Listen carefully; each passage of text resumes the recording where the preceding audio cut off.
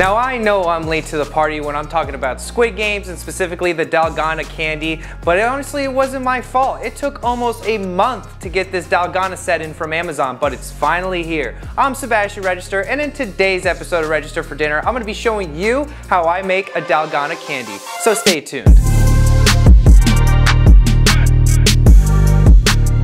Before we get started making this viral candy, if you're new to the channel, make sure you go ahead and smash that subscribe button down below, hit that little notification bell, and join the RFD gang. Now, like I said earlier, I did purchase this Dalgona set on Amazon for about 19 bucks, and it did take about a month to get in. It took forever. I guess a lot of people are wanting to make Dalgona at home. However, I do know that this is a challenge in the show where basically they make this cookie or candy with one of these molds, and then you have to be able to cut out the mold without breaking it or something with like a toothpick, I think. So this set comes with a nice little copper pan, and essentially what we're doing is we're making kind of like a caramel. So in this bowl, I have 1.5 tablespoons of white granulated sugar, and I'm just going to pour it in to my copper pan. But the key to this is obviously don't burn your sugar. I do see that the pan is starting to smoke a little bit, so I think I'm going to turn it down because in my opinion, low and slow is probably gonna be a little bit better for this. This set is great. It came with a bunch of items. It came with a little, I guess you could say it's a candy press. Came with this stainless steel mat, I guess, to keep the sugar from sticking when it's melted. And then this, I would assume, is some sort of spatula to scoop the candy or cookie off of the platform. And as mentioned, it did come with 5 molds. So what I'm going to do is, I have here is some chopsticks to kind of stir around the sugar and help it from sticking to the bottom. Or set the house on fire because this thing is really smoking. Well, ladies and gentlemen, just like you've seen on a lot of other videos of how to make Dalgona candy, I screwed up the first batch and I pretty much ruined my chopsticks. So I don't think I'm gonna use plastic chopsticks. Instead, I have this metal straw that I think should do just fine. But we're gonna try a second attempt at making the Dalgona candy, so bear with me. Also, scratch the flat top, it's not working. This thing keeps going up and down on temperature, so I'm gonna use my stove. So give me a couple minutes and I'm gonna show you what we do once the sugar has properly melted. Okay, I don't know if the camera's picking this up or not, but my sugar is starting to melt. You can tell because it's starting to clump together and it's becoming a little bit more resistant when I'm stirring. So before I added the baking soda, when it first when it completely melted, I'm gonna add it just as it's starting to melt. And I'm using probably like 1/16 of a teaspoon of baking soda. You do not need enough or a lot. You just wanna make sure that you add just a pinch just to kind of help elevate the sugar when it starts to melt.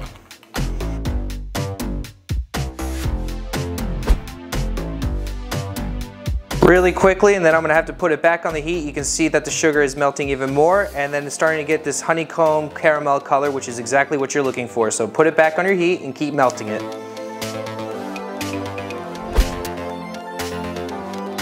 All right, after about 3 or 4 minutes of continuously stirring on the stove, I think I've reached the proper consistency that we can begin to pour this on our stainless steel platform. Just pour this sugar baking soda combo onto your platform. All right. And I think I need to let this cool just for a second. See if a little cooking spray will help it from preventing to stick. Place your mold down, and I guess just leave it there just for a second. This is the moment of truth. I'm so nervous. Oh, that's a good sign. Let's go with the star. Let's place the star. You don't want to push this all the way through, just enough so that you get a nice mold. Okay, let's see. All right. Oh, please don't break. Please don't break. Oh God. My star mold is going.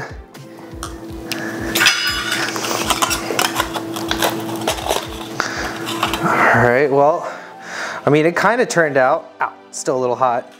I don't know if the camera can pick it up, but there is a little bit of a star emblem, but I'm gonna try it one more time. This is now attempt number 3. Do what I did last time, pour it into the center. All right, maybe give this a couple more sprays. Sit this down on top. I think it still needs a little bit more time. Oh, so far so good. Oh man, I'm so nervous. Let's just go with a basic triangle. Lay this down. And it did. Oh man. And she's ready for the Squid Games. This one came out perfect.